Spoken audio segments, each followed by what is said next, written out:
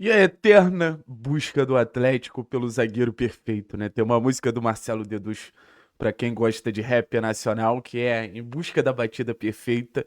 E parece que o Atlético ele entrou nessa luta, né? Em busca do zagueiro perfeito. No primeiro a situação do Teran, agora aparece o nome do Luizão e a gente continua um ciclo que já teve Pedro Henrique, um ciclo que já teve, não sei, Nico Hernandes, Lucas Fasson, Kaique Rocha, Matheus Gamarra, Kaká, entre outros, assim, que em algum momento a gente até acreditou que poderiam ser bons zagueiros, mas no final das contas acabaram nos decepcionando.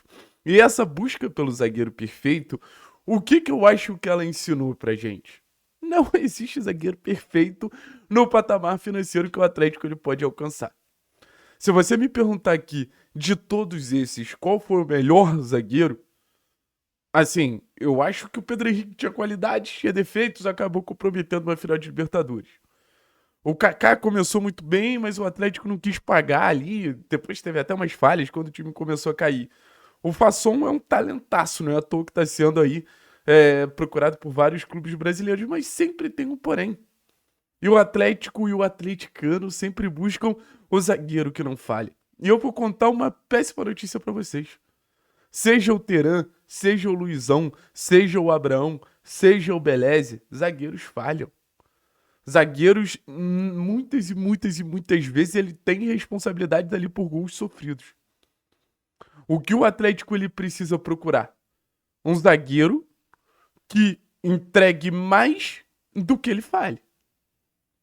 Porque a gente começou a entrar na rota do erro individual, né?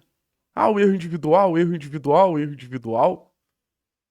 E assim, eu acho que a gente tem que parar com essa perspectiva individual do jogo. Porque eu volto a dizer, zagueiros falham. E times bem treinados consertam as falhas de zagueiro. E times bem treinados minimizam as falhas de zagueiros protegendo eles bem. Então, quando você vê um zagueiro falhando, você pode xingar ele de tudo quanto é nome. Mas você também precisa entender que existe algo por trás que não tá dando certo. Aí falando mais especificamente do Luizão, é um nome que eu gosto, tá? Assim, naquele Campeonato Brasileiro de 22, deixou uma boa impressão, sendo titular do São Paulo durante boa parte do campeonato, assim, um zagueiro que eu acho que conseguiu ser muito regular, um zagueiro de boa altura, boa velocidade. Tenho ótimas lembranças do que o Luizão ele representa. Eu tenho tantas boas lembranças que eu acho até difícil esse cara vir parar aqui, apesar da confiança da diretoria do Atlético. Mas eu acho que, assim, essa pergunta que eu recebi várias vezes, o Luizão resolve? O Luizão agrega. O Luizão agrega. Eu acho que a gente tem que parar com essa perspectiva que vai chegar um cara e vai resolver todos os nossos problemas. Não vai. Mas eu acho que o Luizão é um zagueiro melhor do que a gente tem. E cada vez pesquisando mais sobre o Teran, acho que pode agregar também, tá? A gente teve, pô, ali na Tretes alguns lances que eu fiquei meio assim com o Teran, mas, pô, conversando com algumas pessoas, me aprofundando um pouquinho mais no jogador. Eu acho que é um jogador que também apresenta mais ou menos o que a gente falou do Luizão. Acho que o Atlético ele tá indo até por um perfil de zagueiro que eu gosto, assim, que é o cara que tem a imposição física, mas o cara que tem a velocidade. Durante muito tempo a gente tinha ou o zagueiro rebatedor, que tem imposição física, que tem a capacidade de tirar essa bola da área, mas a gente, pô, não via esse cara com velocidade, então ficava difícil jogar em transição. E ao mesmo tempo a gente tinha um cara mais rápido, mas não tinha tanta imposição física. Eu acho que os dois eles entregam nesse sentido. O Matias bem pontua. Eu gosto desse cenário. Ah, Thiago, mas a zaga do Atlético ela precisa melhorar urgentemente. O processo defensivo do Atlético precisa melhorar urgentemente para evitar que a gente inclua mais nomes nesse eterno funeral de zagueiros que o Atlético vive.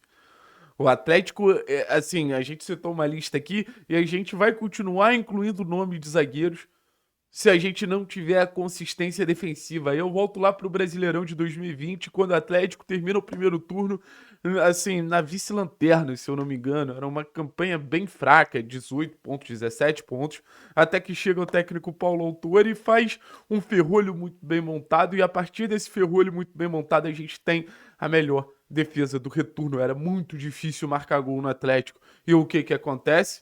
O Atlético fica pouquíssimo, assim, a distância pouca da Libertadores, classifica para a Sul-Americana, garante um bicampeonato, mas partiu muito mais de uma defesa que foi muito criticada nos anos seguintes, né, com o Pedro Henrique e com o Thiago Heleno, e se você for parar para pensar, uma zaga que, qual era a diferença dos anos seguintes? Era bem protegida.